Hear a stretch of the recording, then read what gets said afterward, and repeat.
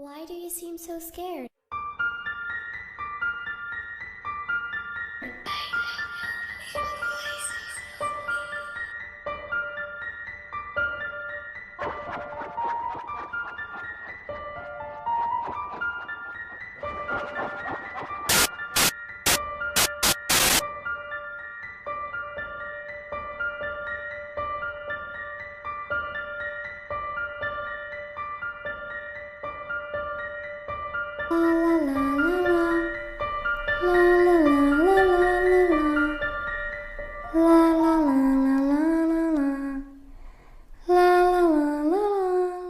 Hey everyone, it's Christine. Welcome to ParanormalTV if you're new, and welcome back if you're not. I feel like I'm on such a film roll right now. I have been filming videos left and right, and honestly I probably should not be filming another one. I should probably be cleaning a little bit or editing a little bit, but here I am filming another one, and that's because I had asked on Twitter about this video. This is actually something I have been thinking about doing for a little while. And I had asked if you guys wanted to see a video. This is kind of like a story time about the time I caught somebody trying to fake paranormal evidence. And some of you wrote me back and you said yes, so I went and took that as the green light for all of you. But if you are interested in getting a say, pretty much, in like what I'm planning on doing, because sometimes I will put it in the description, sometimes I'll put it in Instagram posts, but I often do it on Twitter.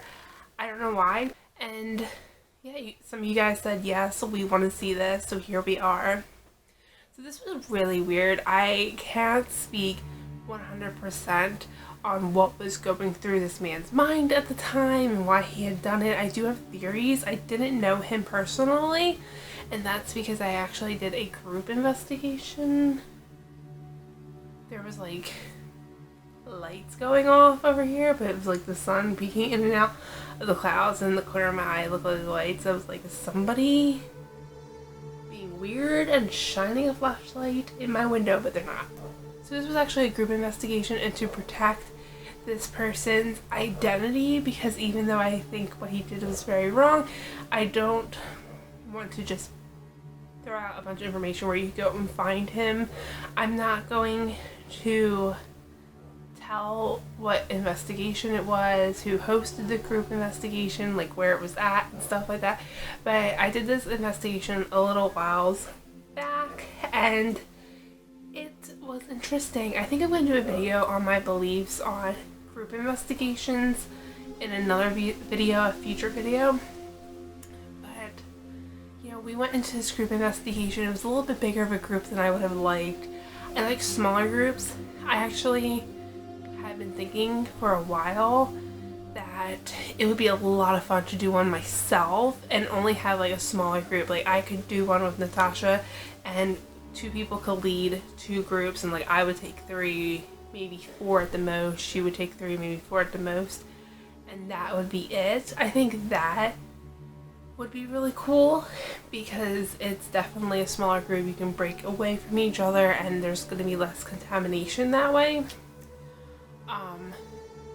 But this was a little bit more people than I would have liked. I think there was probably about 8 people in my group, and then me and the 2 people I was there with. At first, people were a little bit like to themselves or to the people that they came with, but the group like came together as time went on, which was cool. And it was interesting to see all people's different investigating styles, because there were some skeptics there. There was people who were trying to communicate with spirits, just them, like not a whole lot of equipment. There were people who said they were sensitive, and he was one man who said that he was sensitive. So the first thing I want to talk about is, while we were there, there was like a certain haunting, okay, and there were things that went on with this haunting, and he claimed he was feeling things that kind of didn't match with what other people had said about the haunting that had gone to this building. I didn't think much of it at the time. You know, how am I to know what the ghost is feeling, right? And I didn't even know if there was a ghost, but he was claiming he was feeling certain ways, and no one else were getting that kind of vibe. So I kind of felt like that was an incorrect interpretation, because no one else in the group had felt that way, and there were other people who claimed to have been sensitive, but I didn't look too deeply into it. Kind of just one about the investigation, doing my own thing with my friends that were there. And then later on, as the night went on, we were going to go to a different part of the building, a different location in the building, and everyone was kind of talking about what they had experienced where we were. So we are in this room, and he decides to turn on his recorder and claim he didn't do it. At first, nobody caught him. And he's like, but it was in his pocket, and people were saying, well, you know, you could have accidentally touched it. It could have rubbed up against your leg or something like that and went on. Was it paranormal? We don't know. And he was insisting it was paranormal. And other people felt a little skeptical about it. I felt a little skeptical about it as well, because it was in his pocket, and how am I to know like how big his pocket is, you know? Like, it could be a smaller pocket, it could have been easier for it to bump up against his leg, maybe he accidentally hit it with his hand, I didn't know. Or a ghost could have done it, I don't know at this point. Someone then talks about their experience, and as this person is talking about what they experienced, and I feel like this is very important for you guys to hear and kind of understand what I think what this man was doing it for. As this person was talking about their experience, he reaches in his pocket.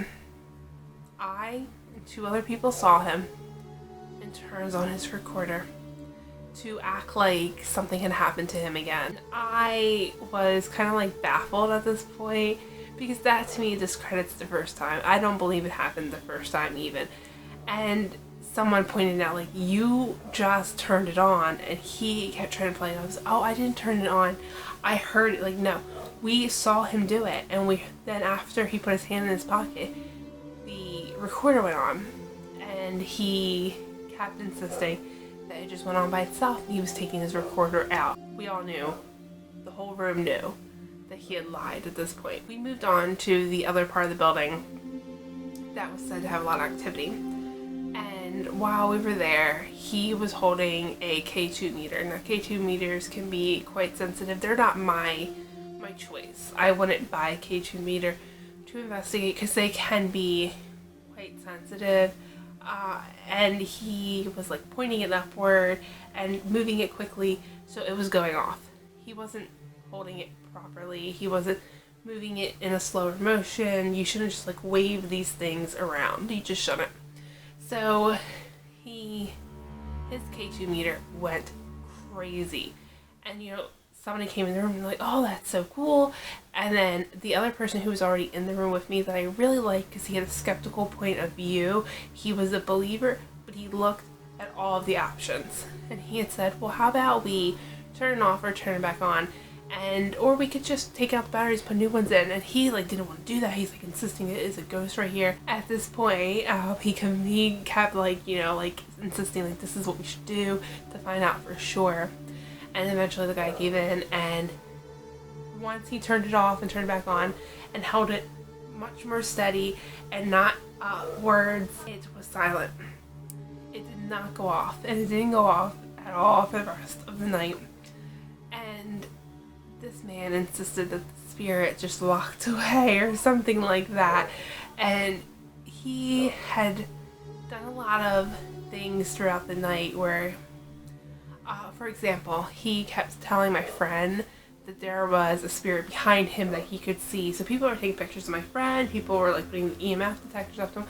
Nobody caught anything. Nobody caught anything in pictures, or they didn't have any like EMF spikes. He's like, oh, you probably can feel it. Can you feel it? My friend just kept saying, no, I can't feel it. I don't believe there was anything there. There could have been. I'm not going to fully count it out, but based on what this man had did previously, I just don't feel like there was really anything behind my friend. I think that it was fraudulent. He wanted to be the one seeing it. Another time, someone later on thought they saw something, and they said, is anything over there? And they're like, no, there's nothing. Oh, you know what, I think it was just a trick on my eye, basically. Like, that's normal. That happens all the time. Like, that just happened to me. I thought somebody was shining a flashlight into my window, but it was literally the sun going through the clouds and trees, you know, peeking through the clouds and trees. So it's completely normal. And I think that also shows people who were there were really wanting to get to the bottom of it, or he would often say like, oh, I saw something and it's there, and like nobody else that was sensitive would see it, and there were other people who claimed to be sensitive in the group. Another time he claimed that he had felt something, and everything just seemed to have to surround around him. Another example of this was we were doing a group EVP session, and I had asked a question, someone else had asked a question, and then he kind of like took over once two people started. But there were still so many other people in the group that could have asked questions, but he kind of took over the questioning. It was like he went to leave. By the way, he was not the host of this. He was not the person who put this all together. He was not the main person like leading the group at all. He bought a ticket to be there, like all of us. He seemed like he was trying to take over the reins of the group. He seemed to me like he really wanted attention, and I found this really odd because he wasn't filming any of this. Like, there were people who were filming. He was not filming any of this. This was not going to go up on any website for him. The only thing he was doing was recording. So I mean, maybe he has a blog and he wanted to record things that were happening for the blog. I don't know, but I don't know, maybe he puts his recordings on YouTube. I don't know who he is, but I really don't see him benefiting from this. He became completely discredited within the group, and I don't feel like anybody really appreciated his opinions at one point because they were so skewed.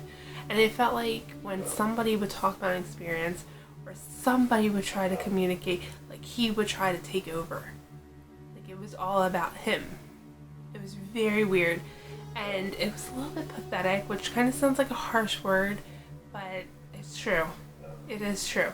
I don't know if he wanted attention from the group or he thought it would make him seem more intriguing to be the one who had the majority of the experiences, whether they were real or fake. But I felt like his style of investigating, his way of going about was just not cool at all.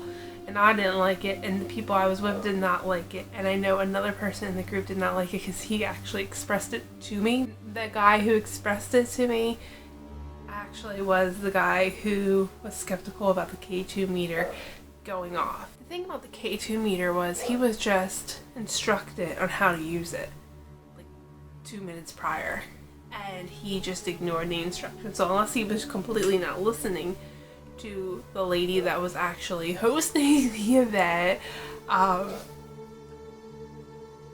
don't know why he would do that. You know, that's the only reason why I could think, is that he wasn't listening. When people want to have a paranormal experience so badly, that was my dog, by the way. People often think she's a demon in my videos if I don't tell you that it's my dog. But I find it weird when people so badly want to have an experience that they just start to fake things. I don't understand that at all. I don't understand that way of thinking. I found it really weird. It kind of ruined the vibe of the night too, which was a shame because people were investigating in different ways. You can learn from them. You can meet new people, and it could have been a really great social event, and I feel like he kind of ruined it. I mean, there was definitely some people that you knew you could trust within the group, and then there were people like him, but he was like the main culprit in my opinion.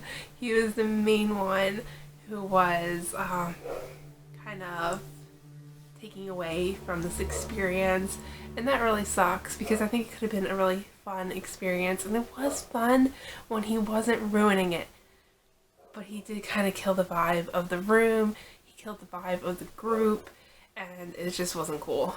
Thank you so much for watching. I hope you enjoyed this video, and I will see you in the next one. Bye!